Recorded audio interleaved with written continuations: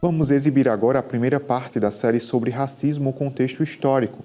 Preparamos um conteúdo especial que mostra o contexto estrutural e histórico sobre o racismo na nossa sociedade.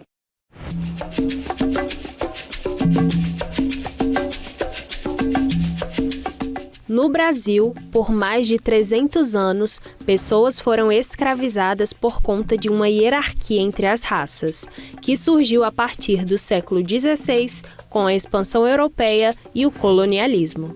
Dessa construção histórica resultou o racismo, o preconceito e a discriminação. O racismo é uma manifestação de preconceito e discriminação a partir das características fenótipas de uma pessoa. A cor da pele, o cabelo. Isso é o racismo, né? Uma ideologia que defende a superioridade de determinados povos sobre outros, né? E o racismo manifesta o tratamento desigual, a discriminação, o preconceito. O preconceito ele é um juízo de valor, ele é uma visão preconcebida de um indivíduo sobre um outro indivíduo, sobre grupos.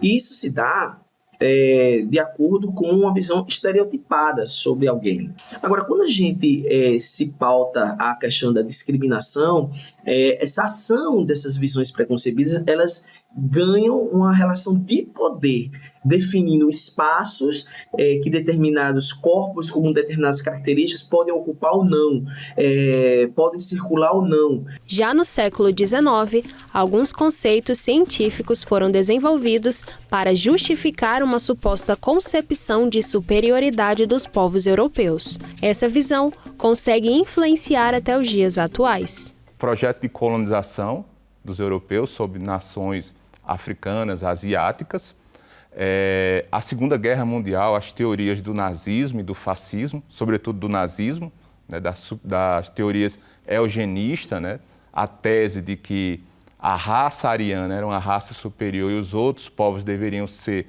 naturalmente subjugados e que desembocou numa catástrofe que foi a Segunda Guerra, né? Mas lembrando que, antes dessa catástrofe na Europa, já existia um grande processo de genocídio e de grande violência sobre povos africanos e asiáticos. A legitimidade da escravidão é de que o africano ele seria naturalmente um ser apto à escravidão, porque a tese racialista defende que o ideal de superioridade são os povos brancos, os europeus. Também vai sendo legitimado por leituras da Bíblia, por setores da Igreja Católica. Essas teses elas vão ganhar um formato científico no século XIX.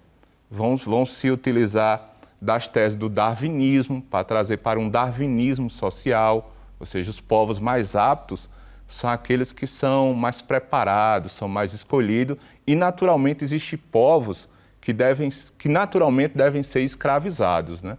Então esse ideário surge, né? Esse ideário da raça, né? Raça inferior, raça superior, surge no século XVI, XVII, XVIII, e ela ganha uma conformação científica, uma teses científicas no século XIX. Para uma sociedade igualitária, é preciso uma conscientização sobre os preconceitos estruturais, políticas públicas e uma mudança em hábitos culturais, valorizando e reconhecendo a diversidade entre as pessoas. As teses raciais, do ponto de vista científico, elas foram questionadas e elas não têm mais viabilidade do ponto de vista biológico, porque a biologia, as ciências naturais comprovaram que a humanidade ela é diversa. Ela não existe hierarquia de um povo melhor, de um homem melhor, de um ser humano mais desenvolvido do que outro, né? A partir dos estudos da genética. Em que pese essas teses não terem mais sentido do ponto de vista biológico, o ideário racial ainda se faz presente.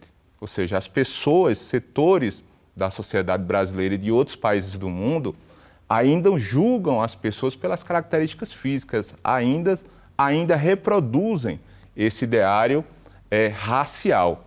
Não é por acaso que no IBGE, por exemplo, até hoje existe no censo da população o item cor ou raça. Ou seja, a raça ela ainda existe do ponto de vista político e social, porque as características físicas, o tom da cor da pele, o cabelo, são marcadores sociais de tratamento na sociedade. E isso é uma realidade não só no Brasil, isso está presente no mundo. Por exemplo, a guerra recente entre Israel e a Palestina, né?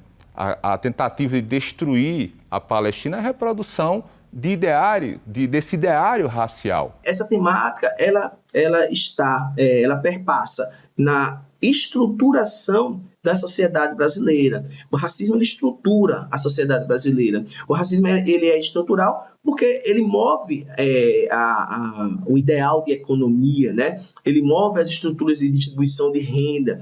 O racismo, ele é institucional porque os servidores, os agentes públicos, eles também reproduzem essas ideias perpetuadas desde o século XVI, do racismo, da discriminação, do preconceito. É muito importante a gente falar sobre essa temática, desconstruir essa perpetuação, né, dialogando com essa temática sistematicamente e criando políticas públicas que possam, de alguma maneira, implodir esse movimento institucional, sobretudo, do racismo.